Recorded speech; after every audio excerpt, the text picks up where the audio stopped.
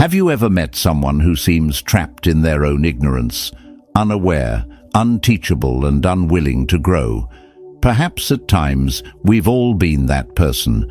True intelligence isn't measured by how much you know, but by how you live, how you treat others, how you handle failure, and most importantly, how well you learn.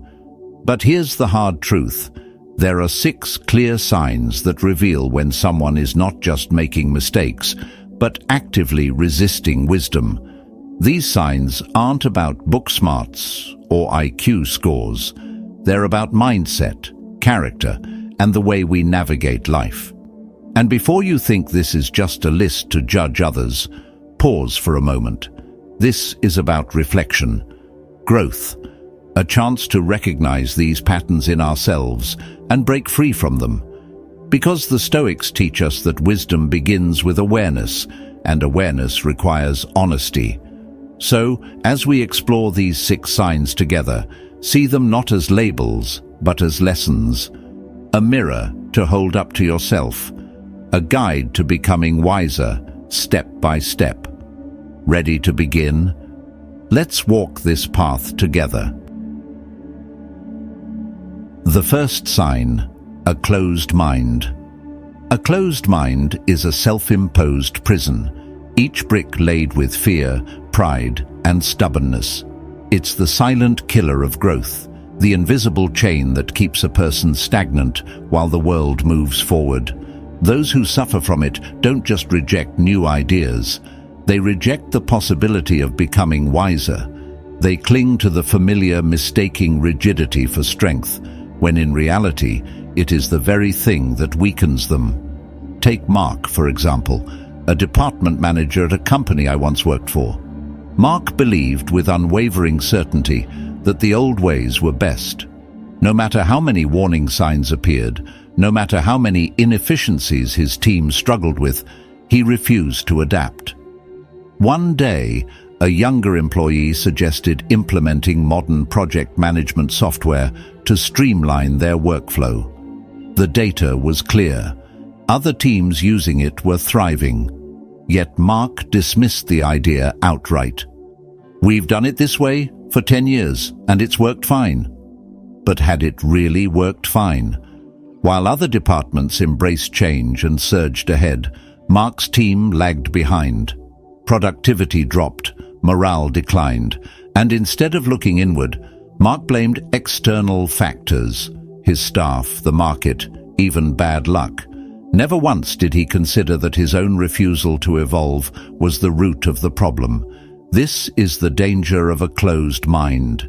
It doesn't just block new knowledge, it stifles progress, creates frustration, and holds not only the individual, but also those around them back. The Stoics teach us that true wisdom is not about clinging to what we think we know, but about embracing the reality that we will never know everything. "It is impossible for a man to learn what he thinks he already knows," wrote Epictetus. To grow, we must first accept that we have room to grow. So ask yourself, do you resist change out of habit? Do you dismiss new ideas simply because they challenge what you're used to? If so, recognize this not as a flaw, but as an opportunity. Growth begins the moment we have the courage to say, "I was wrong, and I want to learn." Only when the walls of stubbornness crumble can true wisdom take root. The second sign, constant blaming. Foolish people are artisans of excuses, crafting them with precision to shield themselves from responsibility. To them, failure is never their fault. A failed project. The market was too difficult. A missed promotion. The boss was unfair. A broken relationship? The other person was to blame. But deep down, we all know the truth. Blaming is a defense mechanism, a way to avoid the discomfort of self-reflection. Yet the same shield that protects their ego becomes the very prison that keeps them from growing. Take Lisa, for example, an event organizer I once worked with. She was responsible for planning a major conference, a high-stakes event meant to bring in industry leaders. But when the event flopped due to poor attendance, Lisa immediately pointed fingers at the marketing team, accusing them of not promoting it properly. However, upon closer investigation, it turned out that she had failed to provide key event details on time, delaying the entire campaign. Even when faced with undeniable proof, Lisa refused to acknowledge her role in the failure. Instead of learning, she doubled down on blame. Over time, her colleagues lost trust in her, and eventually she had no choice but to step down from her position. This is the cost of avoiding responsibility. It doesn't just limit personal growth, it erodes relationships, damages credibility, and traps a person in a cycle of stagnation. The Stoics teach us that responsibility, though often heavy, is the gateway to wisdom. You have power over your mind, not outside events. Realize this, and you will find strength, Marcus Aurelius wrote. Wise individuals accept their mistakes, not because they enjoy criticism, but because they understand that truth, however uncomfortable, is the foundation of improvement. So if you find yourself quick to blame others, pause and ask, have I truly done everything I could? Could I have handled this differently? Blaming changes nothing. Responsibility, however, changes everything. The foolish deflect, the wise reflect. Choose growth. The third sign, arrogance over humility. Have you ever met someone who always needs to be the smartest person in the room? They interrupt conversations, dismiss differing opinions, and speak not to learn, but to assert dominance. This is the third sign of a foolish person. Arrogance. Arrogance is more than just overconfidence. It's a wall built to protect insecurity. The arrogant person fears being wrong, so they surround themselves with their own opinions, shutting out anything that challenges their beliefs. But in doing so, they block the very thing that leads to true wisdom, learning. A mind convinced of its own superiority is a mind that stops growing.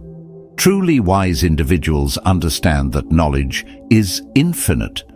They don't see discussions as battles to be won, but as opportunities to expand their understanding. They listen more than they speak, not because they lack confidence, but because they know that wisdom doesn't come from proving yourself. It comes from being open to new perspectives. Take Michael, for example, a manager at a large corporation. In meetings, he constantly dominated discussions, interrupting colleagues mid-sentence and dismissing any idea that wasn't his own. His arrogance created a toxic environment where employees felt unheard, stifling creativity and innovation.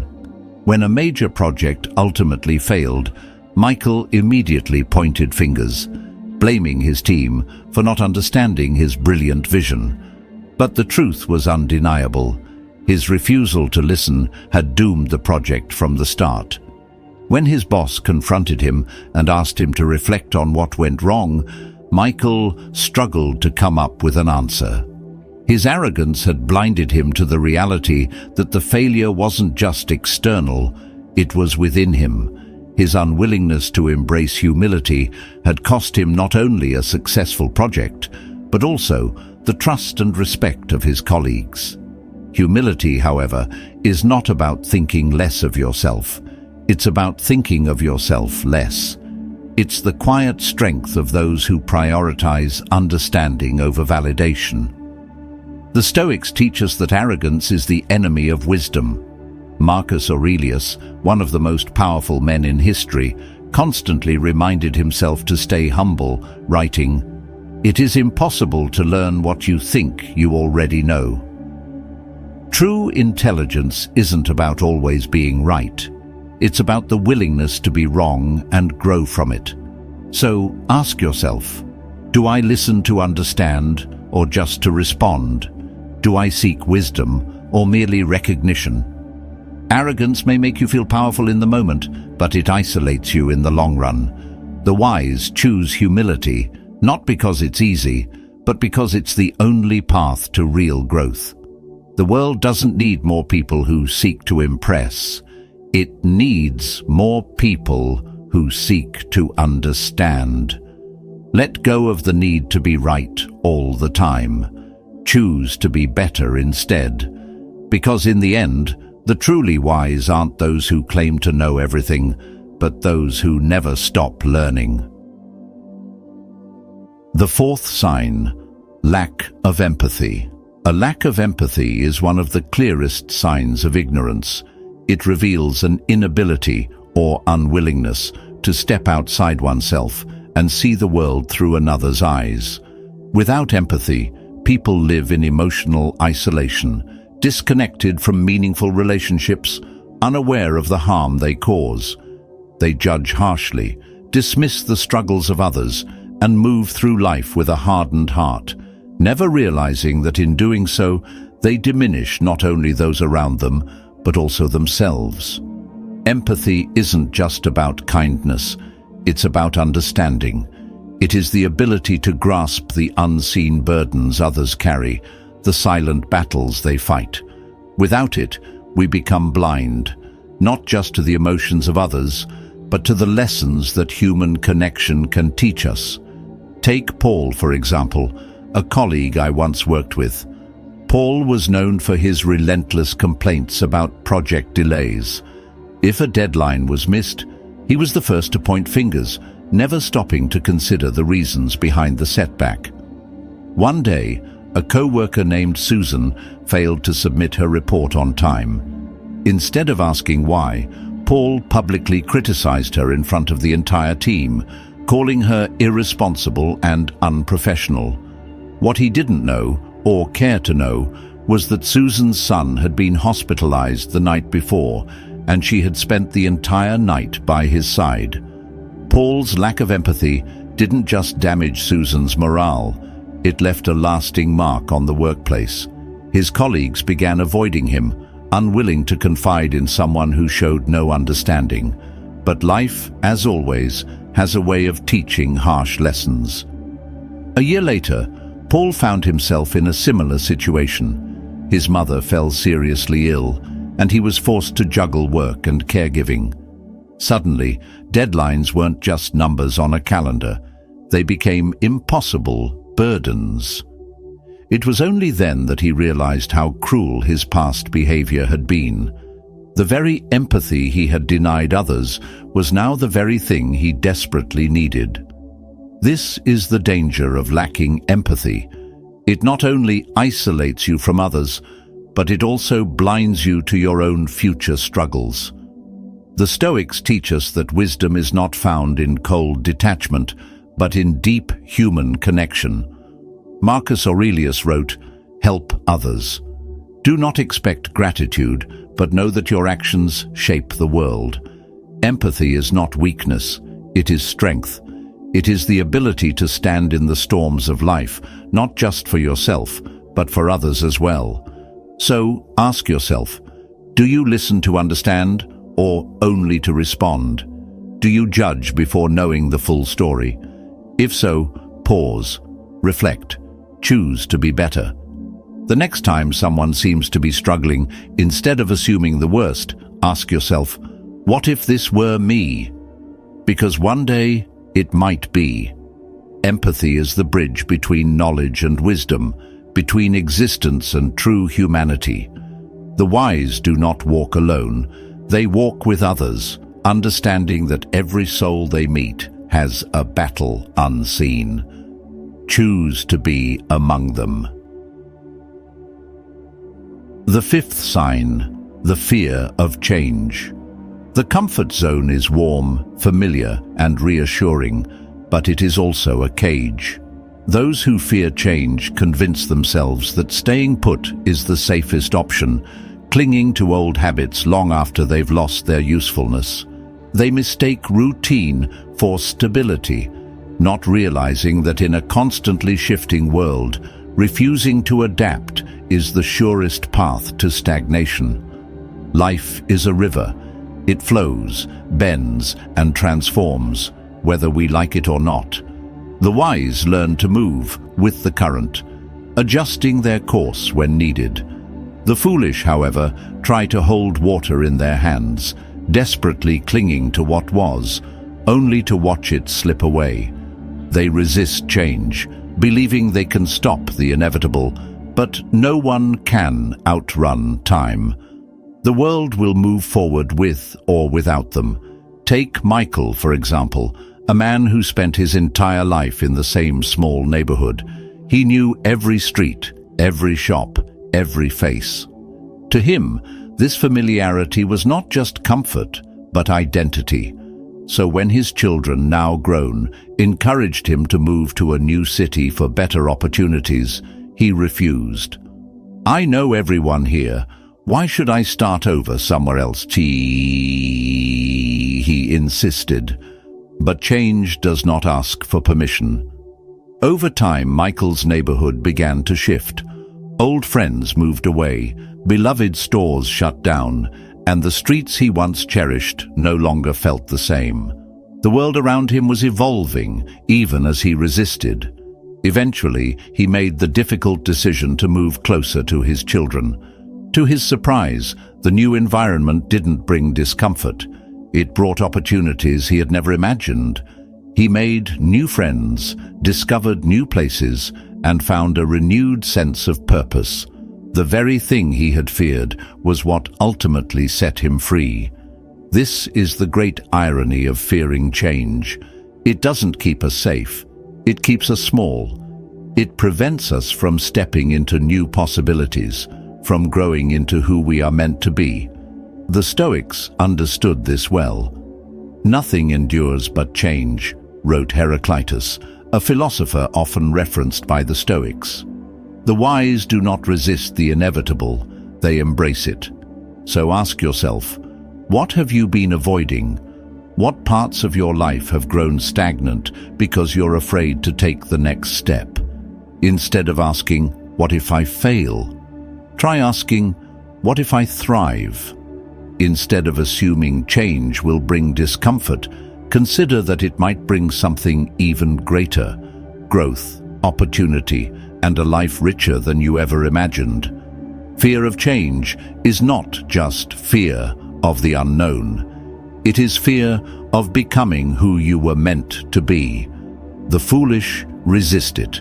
The wise welcome it. The choice is yours. The sixth sign: talking more than listening. Have you ever met someone who insists they know everything? They dominate conversations, interrupt constantly, and rarely pause to hear what others have to say. They aren't interested in understanding different perspectives, only in making their own voice the loudest in the room. This is one of the clearest signs of foolishness: talking more than listening. People like this don't just love the sound of their own voice, they need it.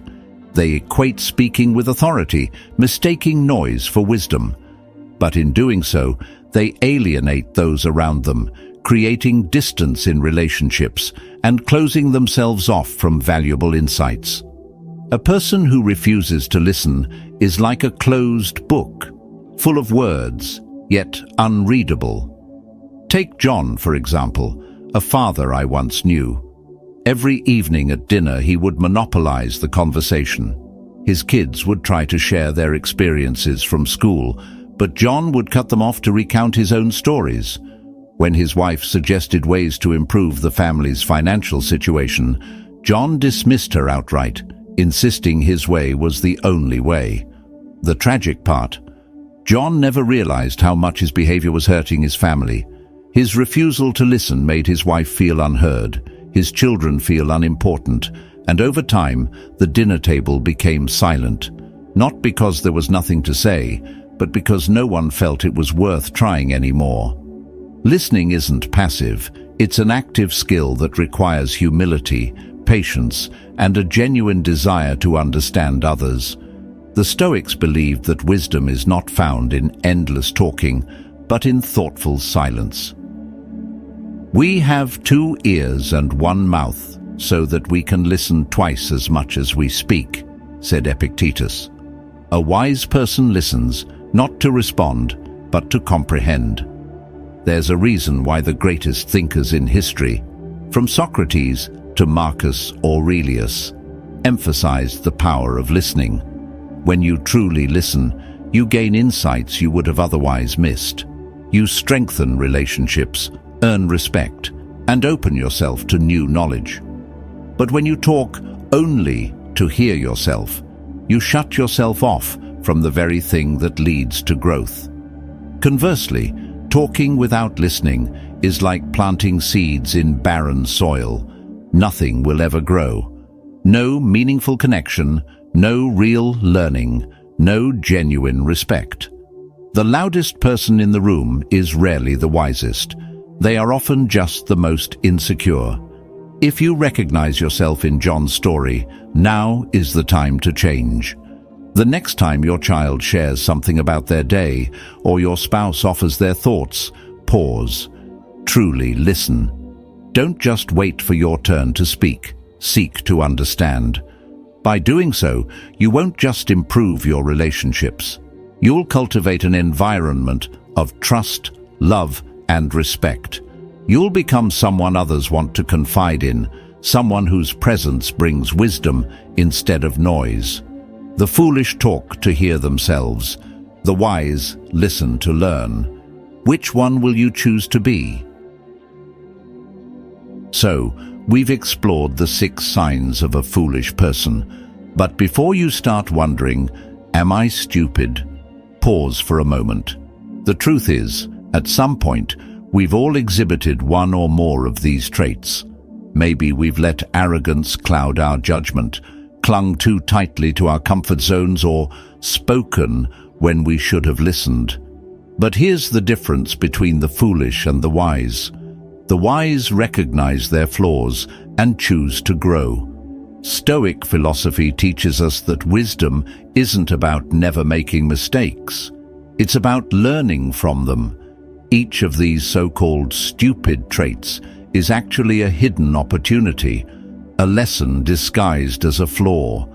The question isn't whether you've fallen into these patterns, it's whether you have the courage to change.